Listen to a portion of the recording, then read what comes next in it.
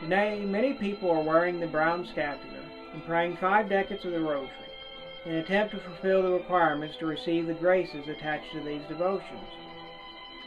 However, we are mistaken if we wear a scapular and say a Rosary and call it good, as if that's all that it takes.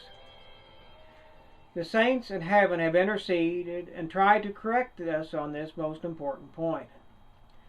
And the problem is that people have adopted what I call a modernist approach to life. They have compartmentalized their life. For 15-20 minutes a day at home, they pull out the Rosary and they say it quite piously and devotedly. They go to church on Sunday and they are quite pious in church. But as they walk out into the parking lot, their mouth opens and they begin cutting down their neighbor. And likewise, things like that. Out in their business life, they could be cutthroat. And they could live like a pagan the rest of the time when they were at home. Catholicism is not something we put into a little box. Catholicism is a way of life that penetrates our whole life. What people have is a lack of true devotion. St. Thomas Aquinas tells us, devotion consists in doing whatever God demands from us here and now. And it could be kneeling down to say our daily Rosary, or cleaning the kitchen, making dinner, going to work, whatever. And in sacred scripture we read, love not the world, nor the things which are in the world. If any man love the world, the charity of the Father is not in him. For all that is in the world is the concupiscence of the flesh, and the concupiscence of the eyes, and the pride of life, which is not of the Father, but is of the world. And the world passeth away, and the concupiscence thereof. But he that doth the will of God abideth forever. So now let us get down to the basics. The scapular is a Carmelite devotion. We are supposed to live like Carmelites. The promises of the scapular are given to those who live like Carmelites in spirit. And let us read what Pope Paul V wrote on the Sabbatine privilege in 1613.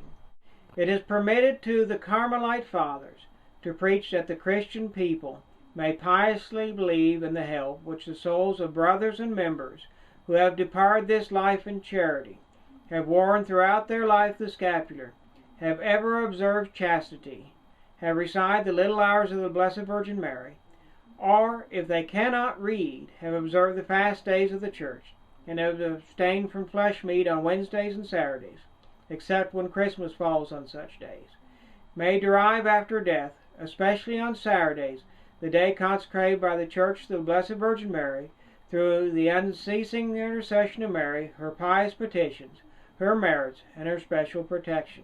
In considering this, we can see easily that this issue is more than recitation of 5 decades of a Rosary and wearing a scapular.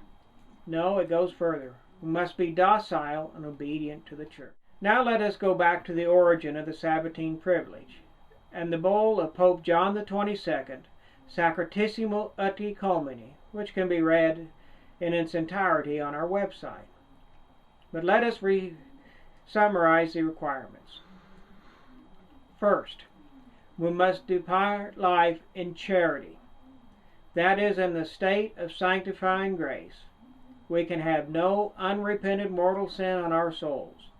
If possible, we should have confessed these to the duly authorized priest of Almighty God. But for many today especially, this is not possible. So we must have made a perfect act of contrition. I refer you back to your catechism to study these important points. Secondly, we must habitually worn the scapular, and I mean the scapular. The scapular medal is only permitted to certain workmen whose work is such that a scapular is going to fall apart in a day or two. But it's the scapular to which the promises are attached. Thirdly, have observed chastity in thought, entertainment, word, and deed. It's not enough to be chaste just in deed. We must have good thoughts, The entertainments we allow ourselves must be chaste, and the words that come from our mouth must be chaste. Fourthly, have recited the little office of the Blessed Virgin Mary, or, if they cannot read, have observed the fast laws of the Church, as well as abstinence from meat on Wednesdays and Saturdays. Now many found especially the obligation of the little office to be too taxing. They could not recite the little office of the Blessed Virgin Mary, although they could read. And so they asked for a commutation of these obligations to something else. So here's what St. Alphonsus summarizes on this point. To obtain the Sabbatine indulgence, chastity must be observed according to each one's state of life, and the little office of the Blessed Virgin or the canonical office recited. The office may be supplied by the fast of the Church and abstinence on Wednesday and Saturday, or if these fasts and abstinences are not possible, by some works equally painful and meritorious, as prescribed by the priest authorized to receive members. That is, a priest authorized by the Church to receive you into the Carmelite order of the brown scapular. Not any priest can receive you. Now notice, he permits the commutation to the fast laws of the Church, with the added Wednesday and Saturday abstinence, or some works equally painful and meritorious, even for those who can read now. The Rosary alone is not sufficient, especially since it seems to be of obligation by itself and in order to live the scapular way of life. So let us stop and think a minute. What is the scapular way of life? Remember that by wearing the brown scapular, we affiliate ourselves with the Carmelite order, an order older than the Catholic Church itself. Elias the prophet founded the Carmelites on Mount Carmel, where he saw the cloud in the shape of a foot, a prefigure of the Blessed Virgin Mary coming to crush the head of Satan. The scapular way of life, firstly, presupposes the Catholic way of life. That's why I remind you on a regular basis, read and study your catechism where you learn the Catholic way of life. Our Lady at Fatima summarized this as prayer and penance. Now, sacred Scripture tells us to pray constantly. That is, to acquire a life of prayer. And the Catechism of the Council of Trent tells us that the whole life of a Christian ought to be a perpetual penance, echoing what Jesus said, "Unless you do penance, you shall all likewise perish." So the scapular way of life presupposes prayer and penance, and adds additional obligations and benefits.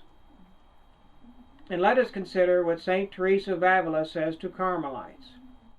So I must say here that though all of us who wear this sacred habit of Carmel are called to prayer and contemplation, because that was the first principle of our order, and because we are descended upon the line of those holy fathers of ours from Mount Carmel, who sought this treasure, this precious pearl of which we speak, in such great solitude and with such contempt for the world, few of us prepare ourselves for the Lord to reveal it to us.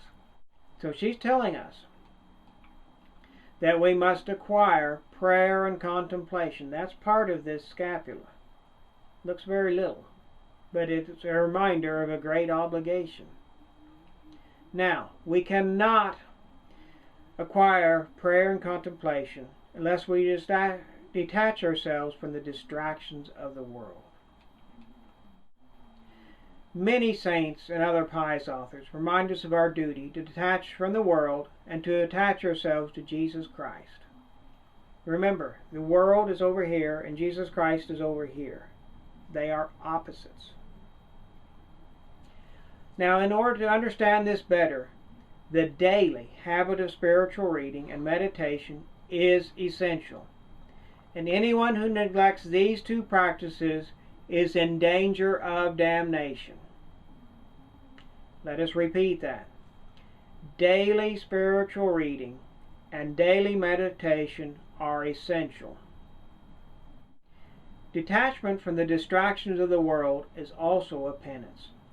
But a word must be said on penance, for Jesus himself had to return to Sister Lucia dos Santos, one of the Fatima seers, to clarify this point. He came back to her to remind us that the first penance we all must pursue, and this penance is necessary for salvation, is to discharge the duties of our state of life. So what are the duties of our state of life? There is not space in this short video to consider each person's state of life. Your duties are different from mine, and from the guy over there and the gal over there. So what I'd like to recommend that each and every one of us do is to meditate regularly on our duties. Write down a list. Get a piece of paper. Get a computer. Open up a Word or a WordPad or whatever, and make a list, point by point by point. It is my duty to do this, this, this, and this. Then review that list. Print it out. Examine your conscience based upon this list.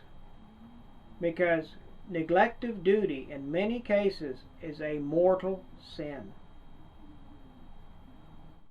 Some also adopt some other pious habits, such as fasting on Saturdays in honor of the Blessed Virgin Mary. Some even go so far as to eat only one meal on the fast days of the Church, as it was in the ages of faith, as St. Thomas Aquinas said. Others abstain from meat on Wednesdays, Fridays, and Saturdays. Some consider total abstinence from television. But all of these pious practices are absolutely useless without fulfilling the duties of our state of life. So let us make sure our priorities are straight. Let us fulfill our duties to Almighty God, to ourselves, to our fellow men, especially those who are in our own family, whether it be a family of a mother and father and children, a religious family in an institution, whatever. Those closest to us, we have duties to those neighbors who are closest to us. Now let us consider the devotion of the 5 first Saturdays, which was requested after Fatima. It is instituted to make reparation for the 5 blasphemies against the Most Blessed Virgin Mary. Think a minute, have you ever heard of this? I recently ran across this one myself. What are these 5 blasphemies? The first blasphemy against the Blessed Virgin Mary is blasphemy against the Immaculate Conception. There are those so perverse as to teach that Mary was not conceived free from original sin. What a blasphemy! The second blasphemy is blasphemy against Mary's perpetual virginity. Mary was a virgin before, during, and after the birth of our Lord Jesus Christ. Our Lord was born in a miraculous manner that preserved her virginity. The third blasphemy against the Blessed Virgin Mary is blasphemy against her divine maternity, that is, her position as Mother of God, or as they say in the East, Theotokos. There are those who say that Mary is merely the mother of the man Jesus, with no consideration of being the Mother of God. What blasphemy! We need to repair for that. The fourth blasphemy is of those who seek to sow indifference, scorn, and even hatred of the Blessed Virgin Mary in the hearts of her children. Can we be indifferent to the woman who said to the angel Gabriel, "Let it be done unto me according to thy word"? Can we sow hatred against such a wonderful woman? Put that thought clear away from your mind. And finally, the offenses of those who profane images of the Blessed Virgin Mary. And all of these blasphemies are rampant today. So let us make reparation. Now let us go on over to the devotion of the Most Holy Rosary. It is a simple devotion. This is a simple rosary I made. These things are simple. But we must get the devotion down correct. It's not a matter of merely reciting 6 Our Fathers, 6 Glory be to the Fathers, with 53 Hail Marys strung in between, after saying an Apostles' Creed. No. How many of us stop and meditate on each of these 15 mysteries during our daily rosary? Do we stop and think about what each mystery means? That is why Mary, as part of the devotion of the 5 first Saturdays, had us add meditation as part of the first Saturday devotions. When you do the first Saturdays, one of the things is to recite the Rosary and spend an additional 15 minutes in meditation on the mysteries of the Rosary. This is to prepare us so that each day, the first joyful mystery is Annunciation. We know what the Annunciation means. We have something to think about as we recite the Our Father, 10 Hail Marys, and Glory be to the Father. Let us remember what happened in a meeting between 3 people back in the 1200s. I believe it was St. Dominic who said, "One day, through the Rosary and the Scapular, she shall save the world." Now, we have been discussing the devotion of the Scapular and the devotion of the Rosary. So let us review what we all should be doing.